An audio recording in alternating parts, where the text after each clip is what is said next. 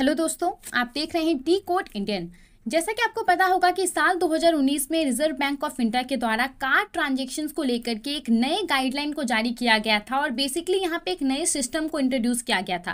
Card transaction यानी कि आप डेबिट कार्ड क्रेडिट कार्ड से जो पेमेंट करते हैं उसके लिए एक नए सिस्टम को इंट्रोड्यूस किया गया था और उसका नाम यहाँ पे टोकनाइजेशन बताया गया था।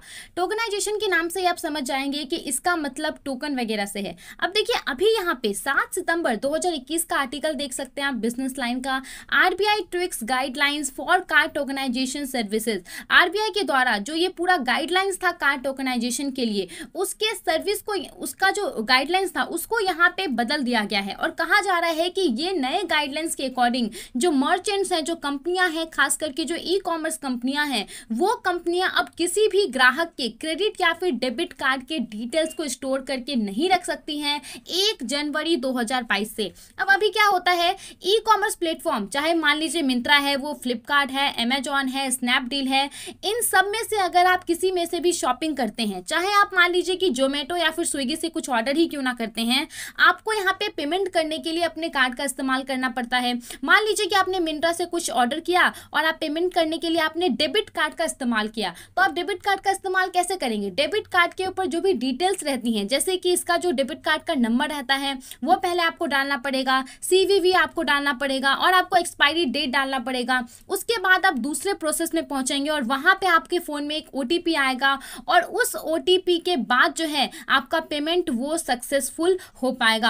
अब देखिए यहाँ पे होता क्या है इस प्रोसेस में, जो कंपनियां हैं, मिंत्रा हो गया, स्नैपडील हो गया, जितनी भी ई कॉमर्स कंपनियां हैं जो काफी फेमस हैं और जो फेमस नहीं भी हैं, उनके द्वारा क्या किया जाता है, आपके द्वारा जो यहाँ पे अकाउंट डिटेल्स को ट्रांजेक्शन के समय दिया गया था उनको वो लोग स्टोर करके रख लेते हैं। अब यहीं से समस्या उत्पन्न होती है, जो भी ये आपका डिटेल्स है वो जो स्टोर करके वो रख लेते हैं। और आजकल के ज़माने में देखिए, आपको पता होगा कि बहुत सारी ऐसी खबरें आती हैं कि ये कंपनी का जो डिटेल्स है, जो डेटा है वो लीक हो गया है, ये कंपनी के द्वारा डेटा को किसी दूसरी कंपनी को बेच दिया गया है। तो यहाँ पे डेटा क्या हुआ, बेसिकली आपका जो अकाउंट डिटेल्स है जो कंपनियों के पास है, जो ई कॉमर्स कंपनियों के पास है, उनके लिए तो वही डेटा हुआ।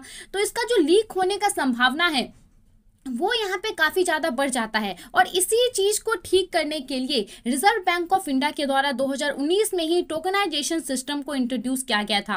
बेसिकली ये एक ऐसा सिस्टम है जिसके अंतर्गत क्रेडिट या फिर डेबिट कार्ड का जो डिटेल्स होता है उसके जगह पे आपको एक यूनिक सेट ऑफ कैरेक्टर दिया जाएगा जिसको आप टोकन कह सकते हैं, और उस कैरेक्टर में जो भी इनपुट, जो भी नंबर्स होगा, जो भी आपका डिजिट होगा, उसको आप पुट करेंगे। उसके बाद आपका जो ट्रांजेक्शन है वो पूरा हो जाएगा और ये आपको किससे बचाएगा, जो आपका सेंसिटिव अकाउंट डिटेल्स है उसको रिवील करने से ये पूरा सिस्टम आपको बचाएगा। जैसे कि मिंत्रा से अगर आपने कुछ खरीदा तो यहाँ पे जो पहले आप अकाउंट डिटेल्स देते थे पूरा, उसके जगह पे अब आप यहाँ पे टोकन आपको प्रोवाइड कराया जाएगा और आप उस टोकन का इस्तेमाल करके यहाँ पे पेमेंट कर सकते हैं। अब अगर हम बात करें कि अभी क्या रिजर्व बैंक ऑफ इंडिया ने किया है, तो देखिए अभी तक हमारे देश में ये जो ई कॉमर्स कंपनियां हैं उनके लिए ये नेसेसरी नहीं है, कोई भी ऐसा स्ट्रॉन्ग रूल नहीं है कि वो कस्टमर्स के क्रेडिट कार्ड या फिर डेबिट कार्ड के अकाउंट डिटेल्स को स्टोर करके नहीं रख सकती है।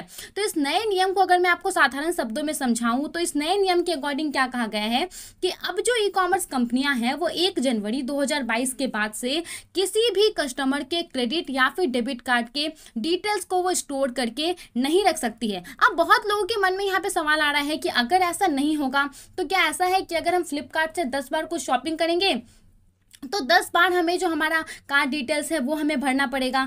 तो देखिए ऐसा नहीं होने वाला है, क्योंकि अब होगा क्या कि ई कॉमर्स कंपनियों के द्वारा जो है टोकनाइजेशन सिस्टम को यहाँ पे मैंडेटरी कर दिया जाएगा। वो टोकनाइजेशन सिस्टम को आपको यहाँ पे प्रोवाइड कराएंगे और उसके थ्रू आप यहाँ पे अपना जो पेमेंट है वो आप कर सकते हैं। अब देखिए बेसिकली यहाँ पे क्या किया गया है, इसका जो दायरा था टोकनाइजेशन का, इसको कार्ड ऑन फाइल तक के लिए बढ़ा दिया गया है। कार्ड ऑन फाइल क्या होता है? कार्ड मतलब आपका डेबिट या फिर क्रेडिट कार्ड होता है, उसके अंदर जो डिटेल्स होती हैं वो फाइल में मान लीजिए जमा होती हैं और किसके पास रहती हैं, वो जो मर्चेंट्स हैं, जो ई कॉमर्स कंपनियां हैं, जो अलग अलग कंपनियां हैं, उनके पास आपका जो डिटेल्स है वो जमा रहता है। तो यही क्या कहलाता है, कार्ड ऑन फाइल कहलाता है। तो 1 जनवरी 2022 से ये मैंडेटरी हो जाएगा मर्चेंट्स के लिए कि वो किसी भी व्यक्ति के डेबिट या फिर क्रेडिट कार्ड का जो डिटेल्स होता है उसको वो स्टोर नहीं कर सकती है। अब देखिए आपके दिमाग में एक सवाल आ रहा होगा कि ठीक है ये सब तो पता चल गया हमें, लेकिन हम इसको अवेल कैसे कर पाएंगे? अगर हमें टोकन चाहिए होगा, अगर हमें अपने कार्ड को टोकनाइज करना होगा, तो हम इसको अवेल कैसे कर पाएंगे? तो देखिए, अभी तो पूरा डिटेल्स में इसके लिए कोई भी गाइडलाइंस जो है उसको जारी नहीं किया गया है, लेकिन अगर मैं आपको ओवरऑल बताऊं तो एक तरीके का ऐप लाया जाएगा जिसको आप टोकन रिक्वेस्टर कह सकते हैं, और उस ऐप में जो है आप यहाँ पे रिक्वेस्ट भेज सकते हैं कि हमें टोकन चाहिए। उसके बाद इस ऐप के द्वारा क्या किया जाएगा, जो कार्ड नेटवर्क्स होता है जैसे कि मास्टर कार्ड, वीज़ा, इनके पास एक रिक्वेस्ट भेजा जाएगा, और ये जब रिक्वेस्ट भेजा जाएगा उसमें आपके बैंक की सहमति होगी। जिस बैंक से आपको एटीएम कार्ड मिला होगा उस बैंक की सहमति होगी, और इसके बाद बेसिकली जो है आपके डिवाइस में जो आपका फ़ोन होगा वहाँ पे आपको एक टोकन जो है वो आपको प्रोवाइड कराया जाएगा। आपको ऐसा लग रहा होगा कि ये प्रोसेस काफ़ी लेंथी होने वाला है, लेकिन ऐसा नहीं होगा, ये विद इन सेकेंड में हो जाएगा, एकदम फास्ट होगा ये, ऐसा यहाँ पे कहा जा रहा है। अब देखिए, पहले क्या था कि जो रिजर्व बैंक ऑफ इंडिया है उन्होंने कहा था कि मार्च 2020 तक ही सिस्टम को लागू कर दिया जाएगा कि कोई भी बैंक, जो कोई भी ई कॉमर्स कंपनियां यहाँ पे किसी का भी डेटा स्टोर करके नहीं रख सकती है। लेकिन यहाँ पे रिक्वेस्ट आए बहुत सारे आरबीआई के पास, ई कॉमर्स कंपनियों के द्वारा, मर्चेंट्स के द्वारा, तो उसके बाद यहाँ पे जो डेडलाइन है उसको 31 दिसंबर 2021 तक बढ़ा दिया गया है। और कहा जा रहा है यहाँ पे कि जो पहले से आरबीआई के पास डेटा मौजूद है, पहले से जो ई कॉमर्स कंपनियों के पास आपका डेटा मौजूद है, उस डेटा को यहाँ पे रिमूव कर दिया जाएगा, उसको यहाँ पे हटा दिया जाएगा। इसके अलावा देखिए, यहाँ पे आप कहाँ कहाँ टोकन का इस्तेमाल कर सकते हैं। तो पॉइंट ऑफ सेल टर्मिनल्स में तो आप इसका इस्तेमाल कर ही सकते हैं। आप मॉल वगैरह जाते हैं तो वहाँ पे आपको जो एटीएम आपको स्विप करके आपके अकाउंट्स का डिटेल्स ले लिया जाता था पहले, फिर आप पिन डालते थे, तो यहाँ पे आप टोकनाइजेशन सिस्टम का इस्तेमाल कर सकते हैं। QR कोड पेमेंट में कर सकते हैं, और किसी भी अगर आप ऐप का इस्तेमाल कर रहे हैं, कुछ खरीद रहे हैं, तो वहाँ पर भी आप इसका इस्तेमाल कर सकते हैं। हालाँकि यहाँ पे ऑथेंटिसिटी को बरकरार रखने के लिए कि आपके द्वारा ही टोकन को जनरेट किया जा रहा है, एडिशनल फैक्टर ऑफ ऑथेंटिकेशन को अपनाया जाएगा। बेसिकली फोर्स से, डिफॉल्ट से या फिर ऑटोमेटिक सिलेक्शन से जो है ये टोकन जो है वो जनरेट नहीं होगा। आपके फ़ोन में कुछ मैसेज वगैरह भेजा जाएगा, कुछ नंबर भेजा जाएगा, और उसके बाद जो है आपको टोकन आपको मिल पाएगा। और देखिए, आप यहाँ पे एक दिन में लिमिट भी सेट कर सकते हैं कि आपके द्वारा जो जनरेट किया जा रहा है टोकन, वो कितना तक का आप उससे पेमेंट कर सकते हैं, ऐसा यहाँ पे आप लिमिट भी सेट कर सकते हैं। अब जब इस टोकनाइजेशन सिस्टम को इंट्रोड्यूस किया गया था तो उस समय तक क्या था कि जो मोबाइल फोन्स हैं, जो टैबलेट्स हैं,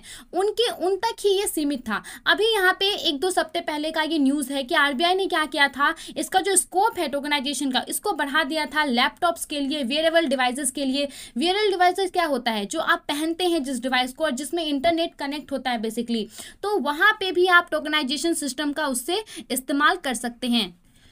और एक बात बताना यहाँ पे जरूरी है कि यहाँ पे रिजर्व बैंक ऑफ इंडिया के द्वारा जो कार्ड नेटवर्क्स हैं, जो एग्रीगेटर्स हैं, यानी कि जो मास्टर कार्ड, वीज़ा वगैरह हैं, उनको यहाँ पे एक तरीके से अलाउ कर दिया गया है कि वो टोकन सर्विस प्रोवाइडर बन सकते हैं। यानी कि देखिए, मेनली जो है उनके द्वारा ही आपको टोकन प्रोवाइड कराया जाएगा। हालांकि आप डायरेक्ट उन तक नहीं पहुँच सकते हैं, उसके लिए आपको एक ऐप प्रोवाइड कराया जाएगा। तो उस ऐप के थ्रू आप पहले इनिशिएट करेंगे कि मेरे को चाहिए टोकन, उसके बाद जो है इस रिक्वेस्ट को आपको जो आपका टोकन सर्विस प्रोवाइडर होगा, यानी कि जो कार्ड नेटवर्क होगा, उसको भेजा जाएगा, और उसके बाद आपको यहाँ पे टोकन मिल पाएगा। तो ये डिटेल्स बाद में जारी कर दी जाएंगी आरबीआई के द्वारा। अभी तो यहाँ पे सिर्फ एक नया गाइडलाइन जारी किया गया है। आई होप आपको ये सारी बातें समझ में आ गई होंगी। आप इन सब के बारे में क्या सोचते हैं, हमें अपना ओपिनियन जरूर बताएं।